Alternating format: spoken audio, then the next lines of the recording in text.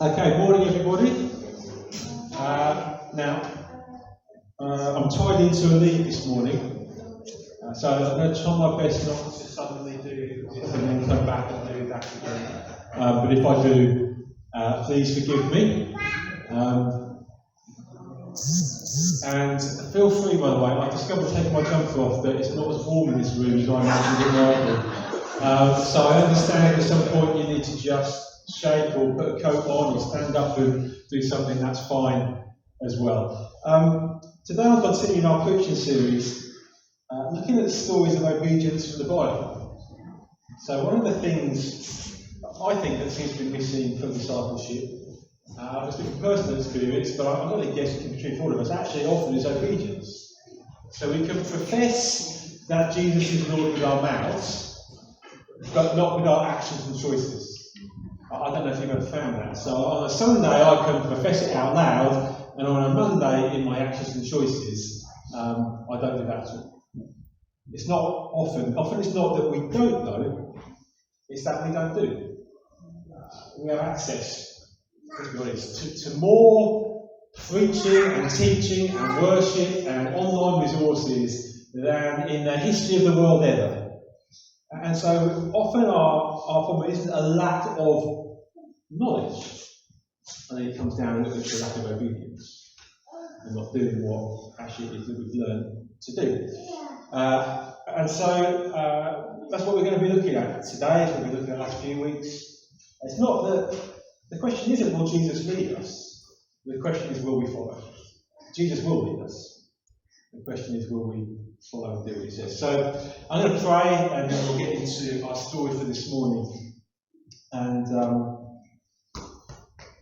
Holy Spirit, we just thank you that you meet us where we are. And we all come in different places, and we all come in different ways. And that you meet us where we are rather than waiting for us to somehow clamber to the place that we're acceptable. And so I love that. I love that in worship you meet us where we are. And as we sing to you, you meet us where we are. And as we open the word, you meet us where we are. And so I pray for the next few minutes, meet us where we are, Holy Spirit. Meet us where we are and work in our hearts and transform our lives, where our minds need to be transformed. Let that verse be true. Be renewed. Be transformed by the renewing of your mind. I pray let that be true as we go through your word. As Holy Spirit, speak to us, encourage us, point us to Jesus this morning, and renew our minds up. Amen. Okay, so we're going to be in 2 Kings chapter 5 today, and we're going to be looking at the story of Naaman. Now, some of you may know this story very well, maybe you've never heard the story. I'm going to set the scene before I read a few verses. So there's this man called Naaman, and he is a commander of the army of a country called Aram. And he's a very successful commander, military commander, highly regarded. He's obviously had plenty of success, highly regarded by the king of Aram. Okay, this guy is a good military commander. And Aram is an enemy of Israel. So over many times Aram and Israel, the nations, they fought each other, had different results, things have been taken into captivity, things like that. So we've got two nations that are often at war with one another. And the military commander of the enemy of Israel is the person who's kind of in the middle of our story today. And he's a successful commander. And yet it says, despite the fact that he's a successful commander, it says in the story that he has leprosy. Now, could be leprosy, could be another skin condition, but he's highly successful, he's highly regarded, he's got servants, in terms of the things that he's done, he has made it. He's at the top of his profession. And yet he has some sort of leprosy, some sort of skin condition that is obviously pretty bad, obviously bothers him. It's not a little thing, it's quite a major thing in his life. And so he's obviously spent time looking around about how can this be healed, what can be done about it. I guess within his own country, he's consulted all the medical people, he's tried all the different gods, he's tried different things. He still has his skin condition. And we find out that in the story he has a guess he had several slaves, and one of his slaves is an Israelite slave girl. So it would be very common when people are fighting that you would invade the country, and as part of that you would kidnap some people and bring them back to your country. And so we find within his kind of entourage there's an Israelite slave girl. And she plucks up the courage to suggest to him, to say to Naaman, there's a guy in Israel called Elisha. And he's a very powerful guy. He's a man of God. You should go and see him. Now that's quite a bold step for an Israelite slave girl to take in captivity to the commander of the forces of the enemy. But anyway, she does it. Plus, okay, you should go and see Elisha. Because I think Elisha can heal you. And so Naaman goes to his king and says, look, there's this guy in Israel and I want to be healed. Can I go? Will you send me? And the king of Aram says, yeah, of course. And he writes a letter for Naaman to take to the king of Israel, and he loads him up with loads of treasure and stuff like that to take with him to kind of just show by his healing, maybe, I guess. And so they set off with a letter from the king of Aram to the king of Israel saying, I would like Naaman to be cured, please. And so Naaman travels and he comes to the king of Israel and he presents the king of Israel this letter. From my king, your enemy, please can you cure Naaman of his leprosy? Basically what it's saying. And here's a bunch of riches for you to have in return. And the king of Israel has a complete tantrum. Okay, you know you get those things sometimes that say keep calm and carry on? Okay, that's not what the king of Israel did. Okay, he reads this letter and he thinks it's a trap. And he thinks it's just a way of starting war. And he doesn't want war because he's afraid. And so he just kind of throws all his toys out the pram and just has a complete breakdown about the whole thing. Okay? A man of faith he is not. Okay? He doesn't think, well, maybe I can send to Elisha. Pass him on to the prophet in the land. Nothing about that. Just completely has a breakdown about the whole thing. And he's very fearful. Because he thinks, well, this is just a ruse to start war. It's just a ruse to cause trouble. And it's interesting, isn't it? You've got the faith of the servant girl and then the faith of the king. Like the king of the nation of God. When we find him fearful, cross, angry, the servant girl who has no power and authority at all, when we find her, you should go and see Elisha. You should go and see the man of God in my nation. He can heal you. It's good. Actually, there's a side question in this. How do you receive those who are searching for answers? Because we're the people of God, you and I. And we're in different places, different times. We have our ups, we have our downs, we have our times of feeling very faith-filled, and our times of God. But we're the people of God, you and I. And people are going to come and ask us and want to know about God. Because we've got a whole world that's searching for God. They don't know, but they're searching. The whole world is searching. And so how do you respond? And how do you receive those who are searching for answers? Are you like the slave girl? Or are you like the king of Israel? Are you full of just, I guess, gentle little faith? Or are you like the king, who just throws all his toys out the pram? Why are you testing me? Why is this happening? How do we receive those who are searching? How do you receive those who are searching? Because we all like to think we're people of faith. But I know, and I can remember times that I've been grossly put out by people wanting to know about Jesus when I wasn't ready to tell them, I wasn't in the mood to tell them, or I had other things going on. And so you kind of brush them off. Now, maybe that's never been you. I can only speak for myself. But there's a question there for us. How do we receive those who are searching? So we find that the commander of the army of Israel's enemy is in Israel, asking the king of Israel to heal his leprosy, and the king's not having any of it.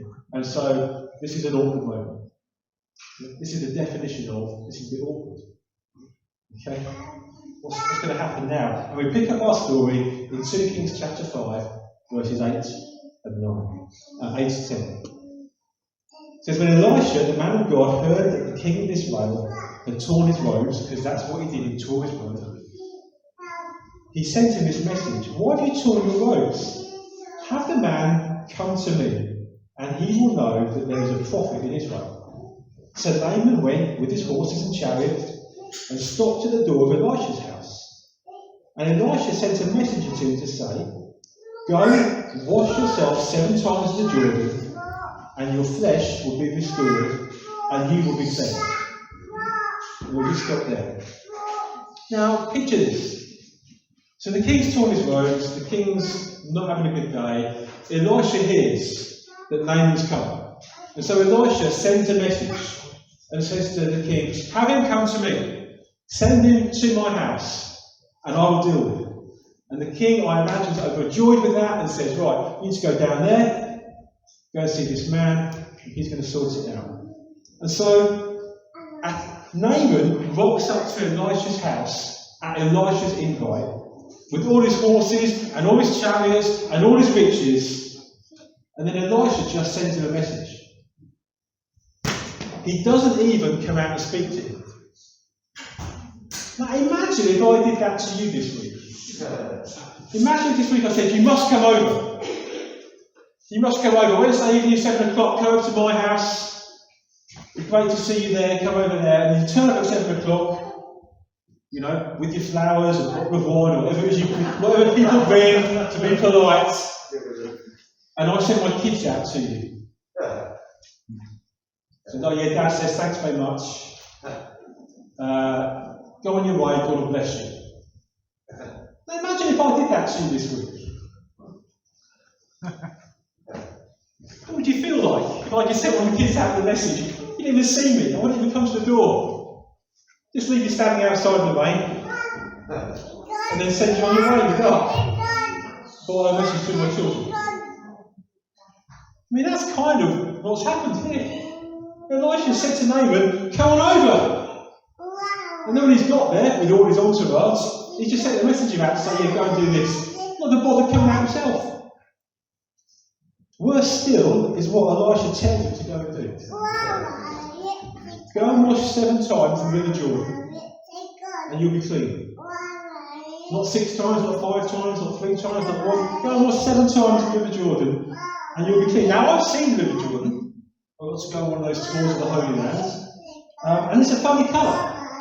Okay, it's a funny colour. It's not the cleanest water you're ever going to see. It's an unusual colour that doesn't look clean to me. And so Elisha's said, well, Elisha's told his servant to go and tell Naaman, "Go and wash in this dirty river 7 times, and you'll be clean." And so the story continues in verse 11. But Naaman went away angry. And said, "I thought that he would surely come out to me and stand and call the name of his Lord, wave his hand over the spot and cure me of my leprosy. Are not Abana and Pharpar, the rivers of Damascus, better than all the waters of Israel? Couldn't I wash in them and be cleansed?" And so he turned and he went off in a rage. Now on the face of it, I can understand Naaman being cross. I think I would be in that situation if I was Naaman. Like, you've got to be kidding. Didn't even have the common courtesy to come out and see me. Naaman isn't used to being treated this way. Yeah, he's an important man. He's used to people doing the thing that he tells them to do. He's not used to being treated in this manner. Not only is he cross at how he's being treated, but what he's been told doesn't make any sense to him at all. So Naaman storms off in a rage. And you've got to think about this. I don't know how sensible it seems to upset the commander of the army of your enemy. That's what Elisha's done. I mean, Elisha was really upset the commander of the enemy of Israel. I don't know, that's the wisest thing to do. Naaman doesn't like or understand the answer he's been given. He doesn't like the way it's been given to him. Now I want to take a moment. I want to stop for a moment. I want to think. I'm going to get you to discuss. This is a new thing I'm trying.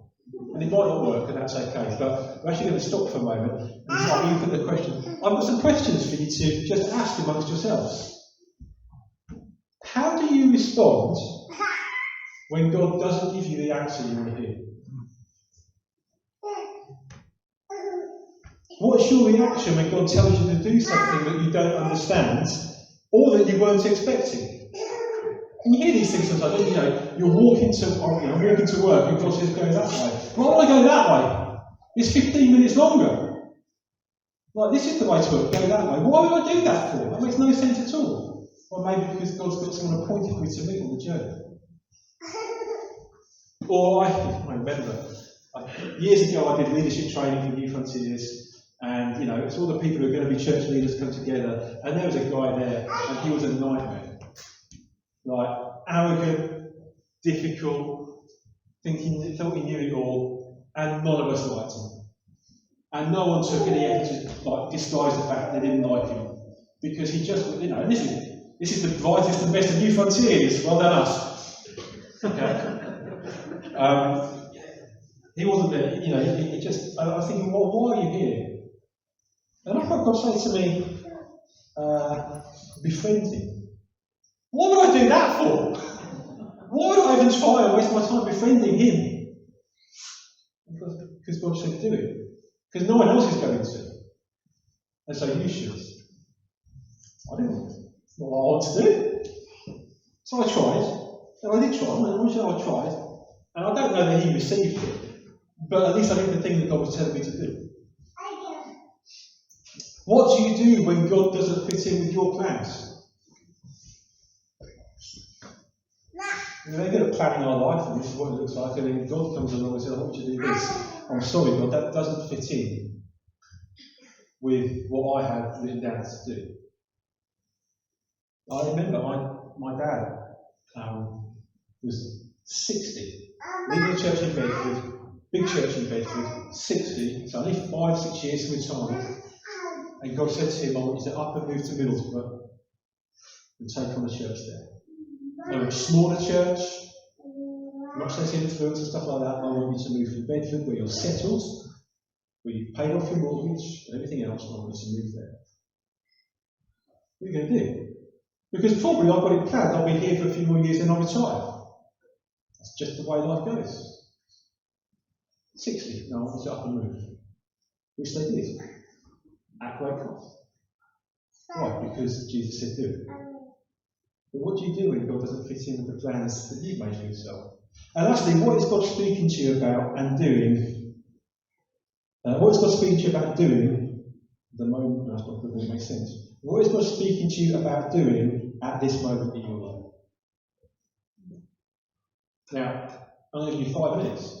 And I want you to discuss with your husband and wife. You can discuss with the person next to you. You can go and find someone else in the room. Please be wise in obeying, putting your masks on if people put your masks on. But I want you to take 5 minutes just to ask these questions of yourself and each other and just see.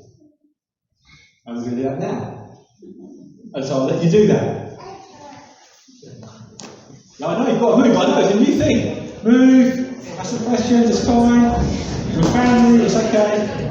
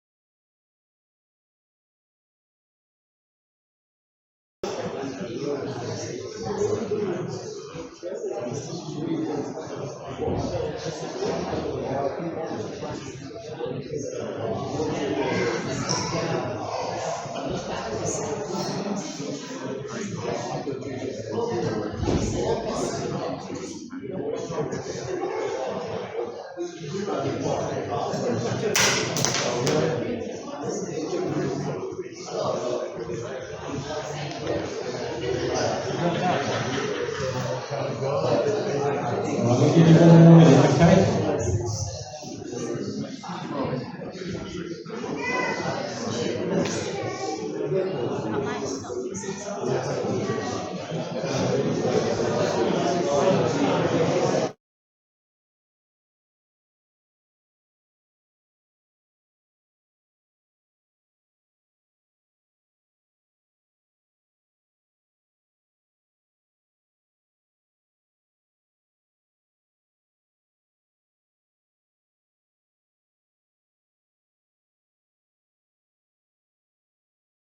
I'll draw you back from the conversations.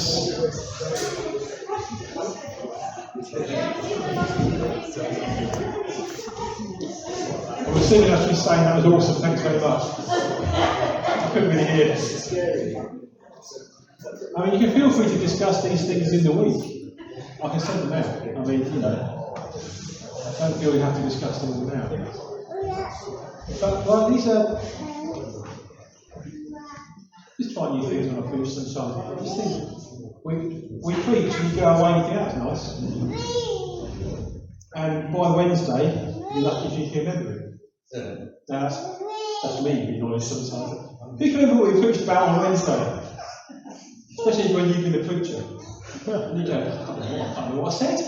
So, and actually sometimes we need to take some of the stuff we read and think, actually, well, what does that mean in my life?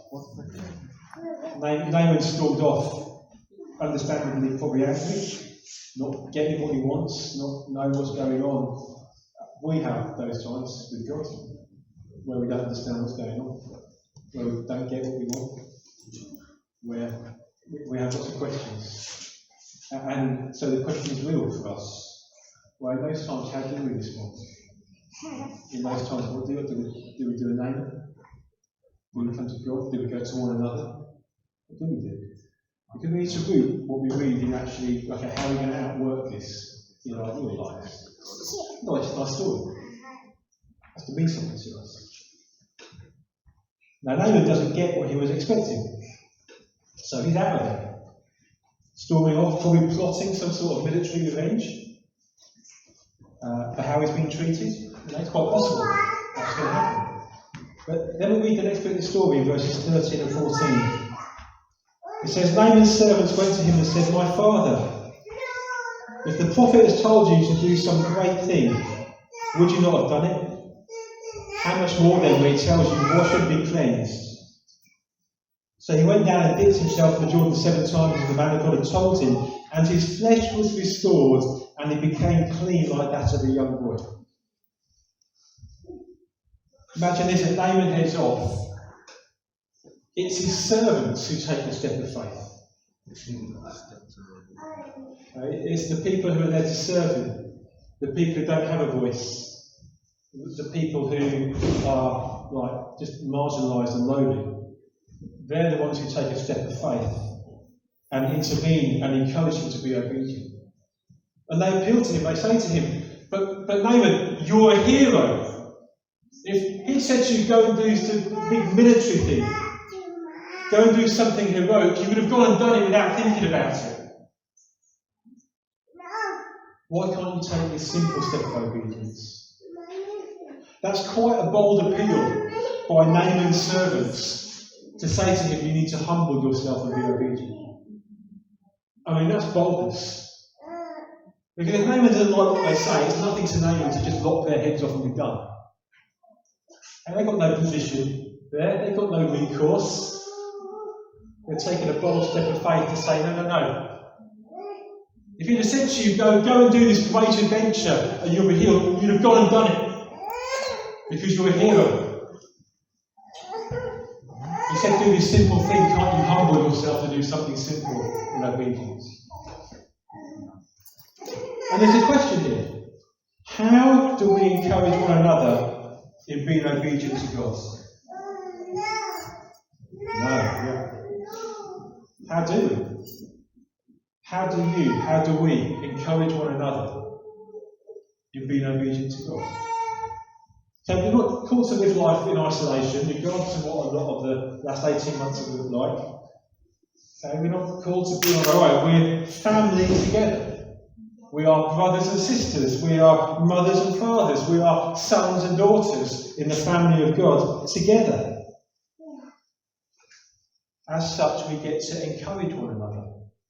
We get to spur one another on in our walks with Jesus. And as part of this is helping each other to be obedient to what God tells us to do. Like Naaman would have gone off. Naaman would have gone home. Naaman would have been really cross. He would never have got healed. But his servant helped him be obedient. His servant helped him humble himself in obedience to God. How do we help each other? How do we help one another come back from being cross with God? Come back from not understanding and not being really obedient, and come back and say, no, you should do this. How do we serve one another in that way? Because we're family together. Now, sometimes there's things I can perfectly well do by myself. Sometimes there's things I need to do with family. I remember the first time I prayed for somebody. Now, you didn't know me in 1996, but that wasn't me. Okay. Go and put your hand on someone and pray for them. No thanks. That's not what I'm going to do. And somehow I ended up at a youth event. I don't know, I must have been driving youth there or something, just getting. And so there was a meeting, and then at the end there was ministry. And I wasn't really interested, to be honest, so I sat there. And then the youth leader came and said to me, could you just pray for this person? It's like, could you go and pray for this person with me? And this person was already, shaking and whatever else. So, this person already received God. So, there I went, so I went and said, just put your hand on me, right then. And then they walked off. They just left me with this person.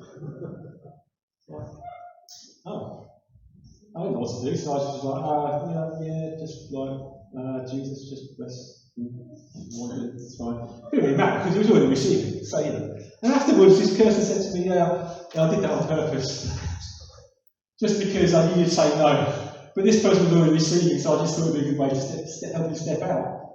And I don't know that I was that thankful at the time, if I'm perfectly honest. But actually, it was a breaking of something for me. That I can't do this too. Why can't I do this? And so someone had to help me. I never did it myself. And they did it by trickery, which I don't know is really cool. But, they did it anyway. I'm not advocating deception, you're helping one another, but I can think of people in my life. When I first moved to Bedford, I was nowhere with God. It was like 1995, nowhere really. I just was hanging on going, I don't know why I was going to church. And I met some people who just decided to befriend me and to encourage me and to keep encouraging me. But I didn't really want their friendship, so they just kept on coming anyway, and kept on encouraging me any opportunity. And because of them, I'm here today. That's one, there's lots of reasons, but this is the reason I'm here today. It's because of their friendship in 1995. And I can think of other people who are elders in churches now and leading churches now, who were back row people in the churches I was part of, who I looked at and thought, you're a leader. And to say that to them, they're like, no, that's ridiculous, of course I'm not. But you're a leader. And I just got alongside them and started encouraging them and giving them opportunity. And now they're elders and they're leaders in churches and leading churches. Why? Because I encouraged them.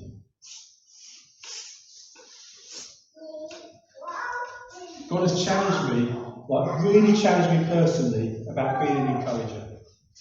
In a world that isn't that, in a world of misery, in a world that's tear everyone down, God's challenged me about being an encourager. Not naive, I understand there's things wrong, there's things that need to change, there's things that need to happen, but at the same time, I'm called to be an encourager, and you are too.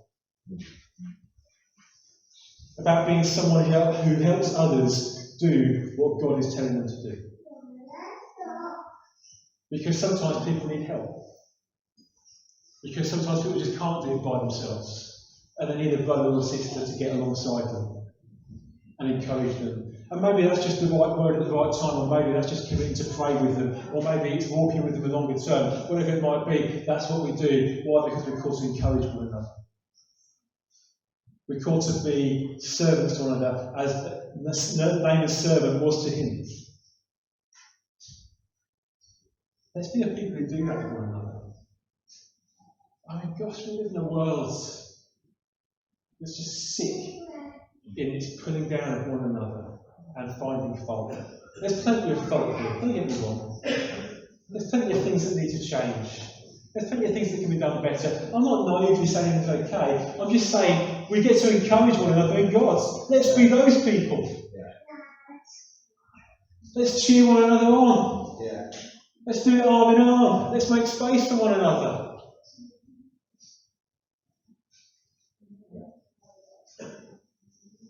And also, let's be a people who are willing to share what God is telling you to do. Don't keep it hidden, so that it can hide in the shadows and die somewhere. If God's told you to do something and you think, I don't want to do that, go and tell somebody. Bring it out into the light. Otherwise it will sit somewhere and die slowly. And we should be people who are so encouraged by one another that you're able to come and say, God's told me to do this, and I know He's told me to do it, and I don't want to. Can you help me? To start to breathe life into it. Bring it into the light.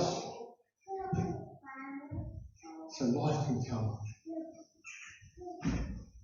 Right, that's the church. That's what every church should be. That's what we should be.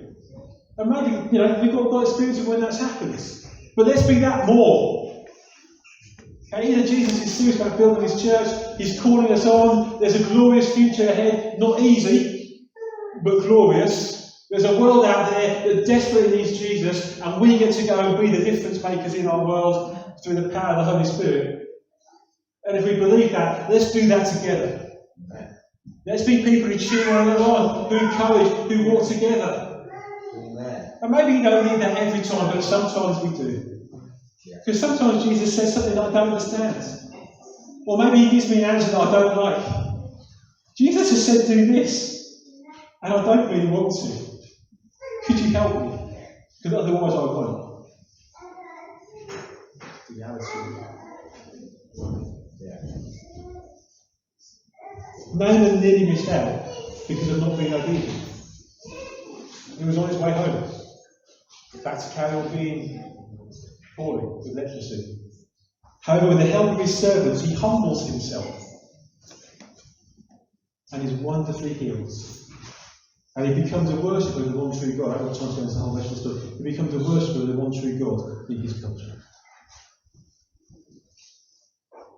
What is God saying to you? And what is God saying to us? What might we miss out on without humble obedience? What might you miss out on? What might I miss out on? What might we miss out on? Because often, of course, if I sit on what God's told me to do, actually, not only am I missing out, but actually, we all are. Because we're family. And if God's told me to do something, it's a blessing for me, it's a blessing for you. It's a blessing for others. It's for you. We're family. What is God saying to you? And what might you miss out on without humble obedience? I don't have time to teach you this, but it's kind of in our worship today really about small steps of obedience. Small steps of obedience. I was thinking about this last week when we were doing Peter walking on the water, and it was one step at a time, small steps of obedience. But if you can't do the small steps of obedience, you'll never do the big step of obedience. Or you will do the big step of obedience, but in the end it'll fall apart because you can't do the small things faithfully. I want to be someone who's obedient for the long haul, not just for the glorious moment. Okay, I'm not interested in the flash in the pan. I'm not interested in that was a great moment. I'm interested in the long-term steps of obedience. Why? Because I don't know how many years I've got left. I'm 47.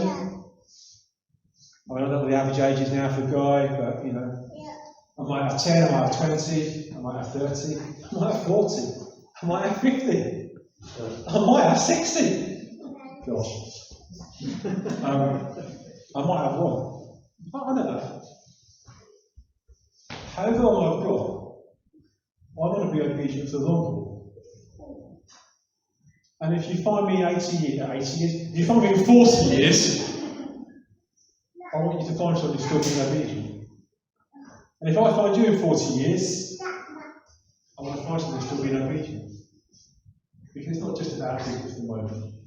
It's about steps of obedience, day after day after day, for the long haul. That's what we want to do. That's what we want to encourage one another in the big and the small. Be obedient in the big things, that's great. But be obedient in the little things. Humble yourself like Naaman did. Because Naaman would have gone and done like a crazy big thing to be healed. He had to humble himself to do the simple thing. Small steps of obedience in the public and the private. It's easy, so I'll say it can be easy to be obedient when everyone's watching. What about at midnight when you're sat in front of the telly with 2 channels to watch? And no one else is around. It can be easy to be obedient when others are watching on. Will you be obedient when no one else sees? And it's just you. See, those are the moments that matter. Those are the moments that mean you're going to be in it for the long haul. Those are the most difficult moments. But we get to encourage one another. We get to encourage one another in those times. And we get to do it as family.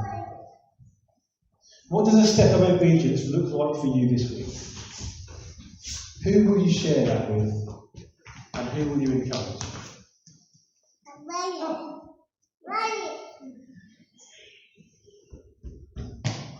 What does a step of obedience look like for you this week?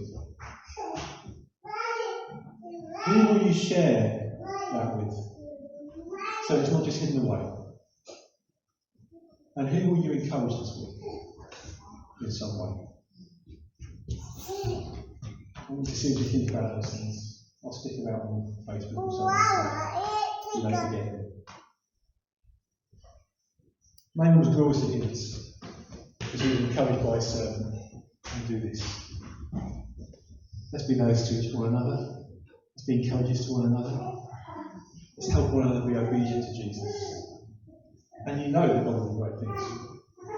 You know that God will do great things, because that's what God does in the midst of our sometimes struggling obedience. God is a wonderful God.